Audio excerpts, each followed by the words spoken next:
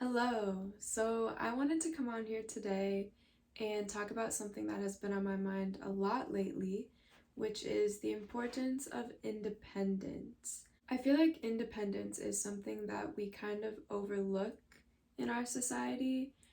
We tend to gravitate towards always being around people and having groups of people that we spend a lot of time with, having friends that we're always with, being in romantic relationships, and just having all these different outlets that we use as a way to kind of escape having to face ourselves as an individual person and experience independence.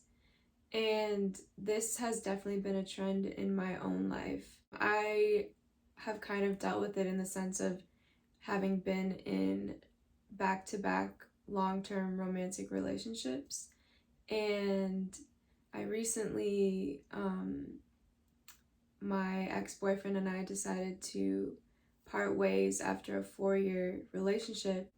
And I was faced with this overwhelming sense of independence that I had kind of been avoiding up until that point. So that's partly why this has been on my mind so much.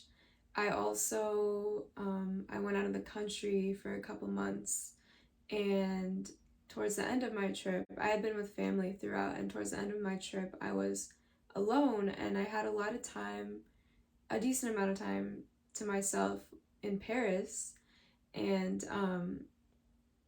that was a really interesting experience. Like it it showed me how enjoyable it actually can be to be on your own, even in a completely different part of the world.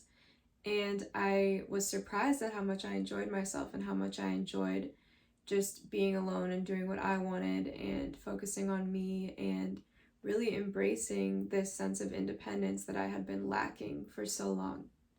And it was interesting because I did a lot of reflecting. I feel like, it's tricky because when you're on your own, it's so much easier to be in your head. And I definitely experienced that. I was in my head a lot. I'm in my head a lot when I'm alone. And as someone who tends to overthink, that's even more of a problem for me. But it depends on the circumstances. Being in your head can be conducive to growth, if you're in that space, and sometimes it can be really detrimental. And I feel like part of independence is getting comfortable with being in your head more and being able to distinguish when the thoughts that you're having are benefiting you and when they're not, and having things that you do when they're not benefiting you that kind of help you get away from them and get out of your head. But I did notice that I was able to do a lot of reflection when I was on my own in Paris. Um, and I looked around a lot because I was trying to figure myself out and trying to figure out this point I'm at in life now. And I noticed that the majority of people were in groups or with a partner or with a friend. And of course, I noticed people who were alone like me here and there, but it was not the trend at all. There was overwhelmingly more people around me who were in a group or with someone else than there were people who were alone. And this really stood out to me because it got me wondering, why we're so intent on always being with other people. And don't get me wrong, I think being with other people is great. It's super important to have friends, super important to have a community. Relationships can be great. So I'm not really saying that those are bad things. I just think when it gets to a point where you're only ever in those circumstances, you're only ever with friends, or in a group of people or with your partner, you lose a sense of yourself, that sense of yourself that you really only connect with when you're alone. And I think a lot of us struggle with that. And I definitely did. I'm 24 and I'm just now learning what it is to be alone and be okay with not having a boyfriend, not having a friend with me all the time. Um, but it's been a really beautiful thing, a really beautiful process. And I think it's important. And that's why I wanted to come on here and talk about it. So, yeah, I think that we can get a lot out of independence and out of prioritizing that in our lives. For example, with creativity, I think other people can certainly inspire us to be creative, But there are some ideas that are so deep within us that we need to be completely alone in order to connect with them and in order to even realize that they're there. And it's interesting because when you're on a trip, so when I was in Paris, it's somewhat easier to be alone because there's a lot to do. I mean, you're in a different place, so when you're bored, you can kind of just go out and explore, go out and walk around.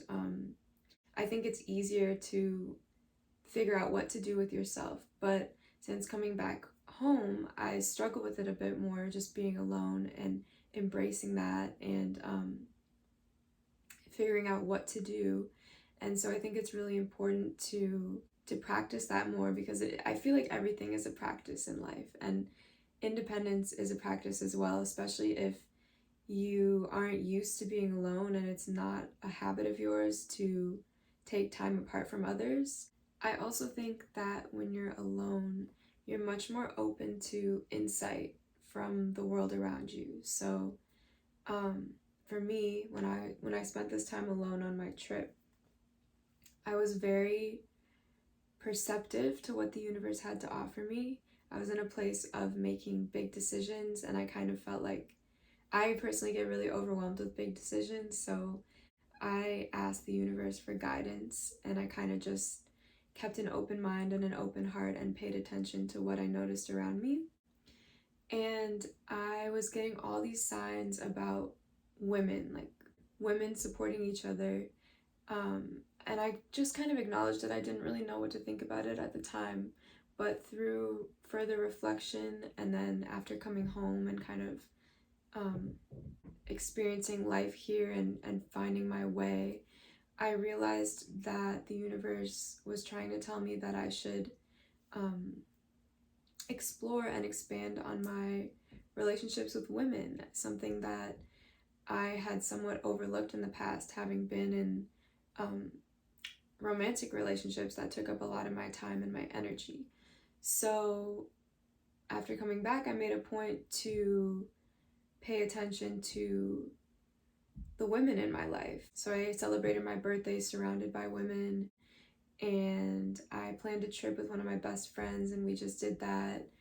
And I've come to really see how much I get out of and how much I benefit from the relationships in my life with women. And I feel like that is some insight that I would not have been aware of if I hadn't taken that time to myself. So that is essentially what I wanted to come on here and talk about today. I definitely highly recommend that if you are watching this and realizing that you're someone who constantly surrounds yourself with other people and is rarely, if ever, alone, that you try to take more time to yourself and just accept the uncomfortability that comes with it and slowly make it more of a part of your life that you spend an hour or two by yourself, because I think that that is a very important thing for each and every one of us to do.